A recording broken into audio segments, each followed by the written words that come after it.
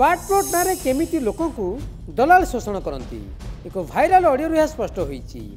Viral audio रे बेगुनियार जने stamp vendor केमिति विक्रेता को रेरार भय और सबरेस्टर भागनार रेड चार्ट धराउछंती। टंका नदेले पार्टप्लॉट रेजिस्ट्रेशन कथा मुहरे धरनी कही रोकठोक होउथिले। तेबे भाइराल ऑडियो को ताल देई केमिति गला एप्रिल मासरे गोटे दिन में 17टी पार्टप्लॉट रेजिस्ट्रेशन होइतिला तार प्रमाण देखाइतिला नक्षत्र न्यूज। खाता नंबर 91 प्लॉट नंबर 386 एरिया होची 1 एकर 435 डिसमिल मौजा धानघर नुआ गाँ। विक्रेता पुण्यकीर्ति दास और क्रेता संजय सुबुद्धि। एप्रिल 7 और 8 रे 17टी पार्टप्लॉट रेजिस्ट्रेशन होइतिला।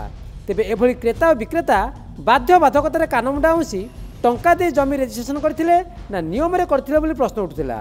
कारण पार्ट चाष जमी उपरे सेतेबेले लागिथिला कटकणा। सबरेस्टर अमित सेठी कहवा कथा भाइराल ऑडियो रे जे भी अछंती सेमानक परिचय पाइले बा निर्दिष्ट अभियोग आसिले से तदंत करी कार्यानुष्ठान नेबे।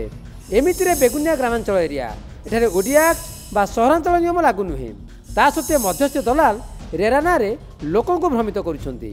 जो व्यक्ति कौन ऑफिस ना जदि लोक मान शोषण करुवे तार निर्दिष्ट अभियोग मो पास उपयुक्त घटनार मु पुंखानुपुंख भाव तदंत करी और सरकार जहाँ नियम अच्छी आईन अनुसार आम कठोर कार्यानुष्ठान ग्रहण करूँ। बेगुनिया हूँ ग्रामांचल अंचल से जो ओडीए जो अर्बान एरिया जो आईन प्रযোज्य ताकू लोक मान भ्रमित कर जो दलाल मध्यस्थी मान ऑफिस बाहर घूरी बोलुँच पाख शोषण लोक मैंने जमी शोषण न हे से आम दृष्टिगोचर लोक मौखिक और लिखित भाव सचेतन कर लोकों को मौखिक और लिखित भाव जन दी जाइए। कौन से काम थे सीधा सड़क देखा करूँ बोली अपील कर अमित। ऑफिस को दलाल मुक्त करने को चेष्टा चली सुधा से जेनतेन बाटरे लोक को शोषण करने को बाट खोजुंट।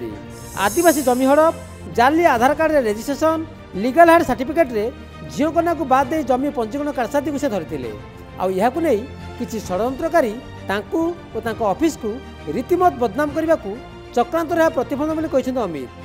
मुझे जॉइन कली दुई तीन टा केस माने पर्दाफाश करते गोटे सहर सबर जो आदिवासी मान जमी जो हड़प होता जाल आधार कार्ड रेस्टी माने भौणी मान सेयार को ना लिगाल काटिद दी तीन टा जो जिनस जो पर्दाफाश करते दृढ़ कार्यानुष्ठान करते से समय किसी व्यक्ति विशेष मत व्यक्तिगत स्तर में आक्रमण विभिन्न प्रकार माध्यम मानवाधिकार कमिशन हो हाइकोर्ट हो विभिन्न माध्यम मत चेष्टा किंतु सत्यर सब विजय हुए मोर विश्वास अच्छी निश्चित भाव सत्यर पर्दाफाश हम। सबरेस्टर पीसी और रेरा नारे चली सांघातिक फंदी से लगी तो सबरेस्टर ऑफिस रे ओडिया रे स्पष्ट भाव पार्ट जमी बा घर बारी किଣା बिकारे केउ नियम रही आईजीआर पक्षर मारी दिया गला नोटिस अंततः लोके भ्रम और भय पड़तानी कि अकारण रे टंका गणतेनी। ए टंका कहा पकेट को जाउची किए बा जाने। भुवनेश्वर प्रदीप नायक रिपोर्ट नक्षत्र न्यूज।